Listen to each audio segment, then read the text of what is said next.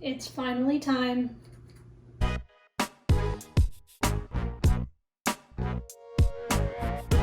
Hello, this is Sarah soiledplant and welcome back to my channel. This is a day that I have not been looking forward to, but I knew when I bought this Monstera Albo that this was going to be inevitable. A little bit of backstory on this plant for those who don't know, but this is my Monstera Albo that I went and picked up. It was 80 bucks for a decent sized plant. It had 4 leaves on it when I bought it, and it was a fully rooted plant, but the variegation on it was very low, which is why it was affordable relatively for that price. And I bought it for 2 reasons basically. One, I'm very cheap. I don't want to spend $250 or more for a cutting from a plant with decent variegation, even though that's how you make Monstera Albos. I wanted to go a more affordable route because I'm cheap. And the second reason is because I thought with a little bit of time I could chop and prop it, give it a bunch of light, and pull some of that variegation out of the plant. I gave it a couple of months to acclimate to the space and to kind of see how it grows. It has grown 3 leaves since I've brought it home. Of the 3 leaves I've grown, 2 of them have very little variegation, but the most recent one has a decent amount, at least compared to the rest of the plant. Obviously, I've got this leaf right here that looks really, really good. That is the reason I bought this plant, let's be honest. I'm just kind of hoping that with extra sunshine, I can pull some variegation out of this plant and make it beautiful and make it sort of what everyone pictures when they picture a Monstera Albo. The first step I'm going to do is basically just to clean the plant. I figure this is a good opportunity to do that, and while I'm cleaning the plant I can show you kind of my B-roll footage of each of the leaves, and I can kind of go over sort of what I'm seeing. So this newest leaf, which is the one that I'm cleaning off right now, this is the one that I was waiting to see how the variegation turned out, and I was waiting for it to harden up before actually cutting the plant, because this is going to be essentially my top cutting, where I have 2 leaves at the very top, or that one in this second leaf right here is going to be my top cutting. And then everything else is basically going to be a mid cut. One of the reasons I waited to chop and prop this is because I didn't have very good light in my previous place. My current place has a lot better lighting and more room to kind of create good lighting. That's definitely going to help in the long term. Good light naturally is going to be better than artificial in really any scenario. I don't know.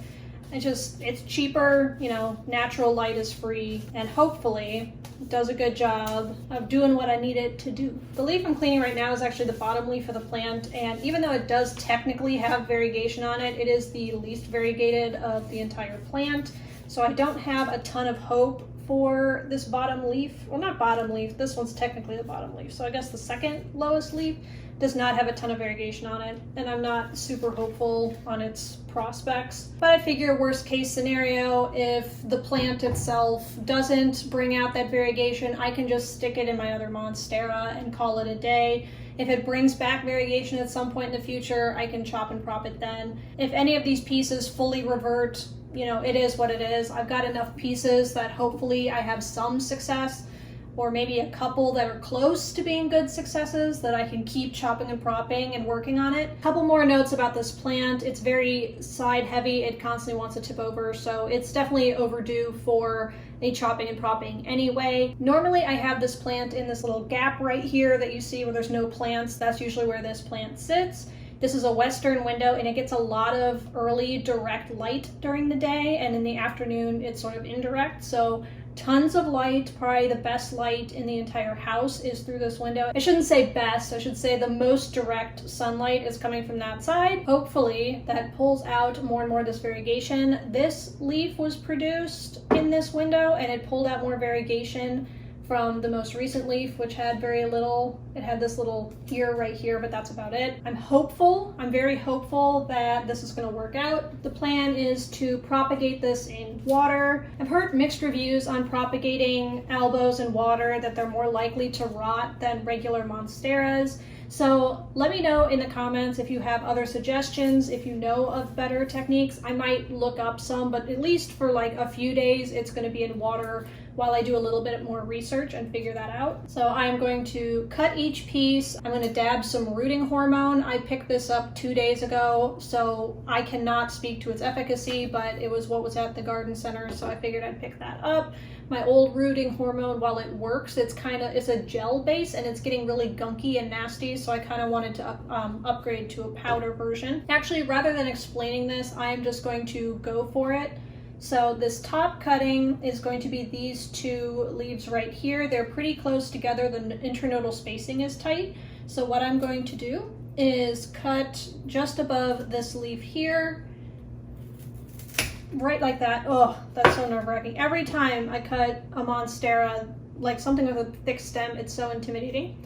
So these are the 2 leaves on the top of the plant. I've got a node here, technically a brand new node. This is the main node with a little aerial root starting to come out, and then it's got these little aerial roots right here, so I want to make sure these are all attached. I think this cutting here has the highest likelihood of success. Well, maybe the highest. This one with the lots of variegation might, but this one I think has one of the highest success rate possibilities of getting more variegation. So I'm going to do a quick little tap, make sure there's not a ton of sap. I got this little powder rooting hormone. I'm just going to dunk it straight in there.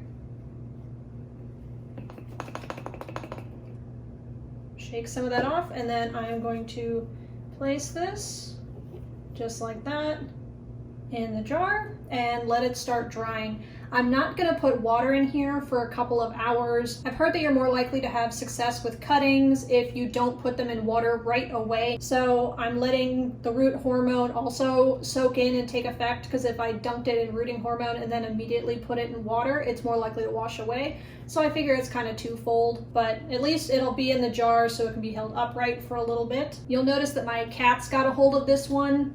They got a stern talking to that day, I'll say that. I love my cats, but they get stern talking tos when they eat my plants. Especially because this one right here was actually the first root. This is the first leaf that I grew myself on this plant. I'm just gonna put some of the rooting hormone in the cap because of this aerial root, and I want to keep as much of the aerial root on there as possible. So this way I can kind of dunk it without, you know, needing to be in the bottle. This was actually the first leaf that I grew on this plant since I took it home, so when the cats chewed on it, I was a little miffed, not gonna lie, but you know, we're okay. You know, I got more leaves, so it ends up okay. Oh no, this won't fit. This won't fit in the jar. No. Might have to lose the aerial root. Oh, no. Oh, is it fitting? Oh, I've almost made it fit. Hold on. Oh, I gotta take this one out and put this one in. Oh, there we go. There we go. Okay. Got it in. All right. Excellent. So with this one, I'm also gonna go below that aerial root right here. Okay. Tap off the sap, and then I'm going to dip in that rooting hormone. Make sure it's got plenty on there. Tap. Does anyone who watches my channel, do you guys ever watch Simply Nailogical? It's been a minute since I've watched her videos, but every time I'm tapping in here, it makes me think of dab, dab, dab, make your nails look fab. Anyone else? No? Anyway. I'm gonna chop off this piece of the aerial root because that looks like it is dead anyway, so I'm just gonna get rid of that. Whew, these aerial roots are really causing a little bit of problem. For this long one, I know I'm going to be chopping that off, but I figure it's best to leave as much of the aerial root on there as possible. So here's my superstar leaf. I'm going to cut right here because it looks like there's not a ton of aerial roots right there, so I can actually make this one a little bit smaller. Hopefully that's not too small. I'm going to cut an aerial root down. Tap. And then other side, tap.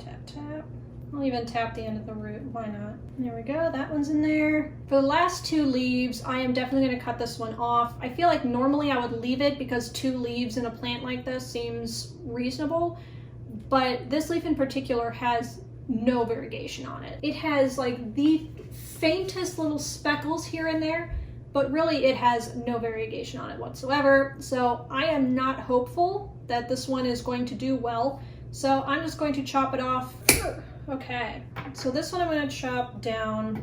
I'll leave the stem like that and do my root hormone tapping. I've got some variegation on the stem itself, but the leaf itself has none. I can just, rooting hormone is getting everywhere.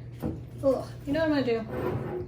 I'm gonna cut off more of that root because it is just getting in the way. And this one, as far as cuttings go, is my lowest priority because I think it's gonna have the least amount of success. So I'm gonna dunk it in just like that.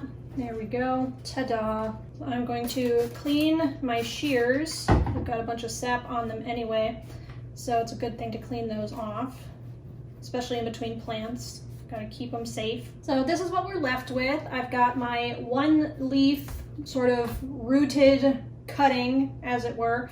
I hate the soil that's in here. It's always compacted and nasty looking, so I definitely see myself repotting this in maybe a week or two once it's kind of settled into the fact that I cut all its leaves off. And then with these, look at these lovely babies. I will definitely be filling this up in a little bit, but for right now, those are them. Look at those. They're so cute when they're bunched like this. I wish they grew in a bunch like this, but Monsteras, for me, get really leggy, which is why I constantly am chopping and propping them. But look at this. Look at this little guy. I'll definitely keep you updated on how they're doing. They're going to be going right back in the spot where they were before. They're getting perfect light there. So fingers crossed it all works out. I will definitely keep you updated. If you like this video, don't forget to subscribe, like the video, comment down below. How should I be rooting Monstera Albo? What is the best way to root Monstera Albo? I'll definitely be doing a little bit of research after I'm done wrapping up this video.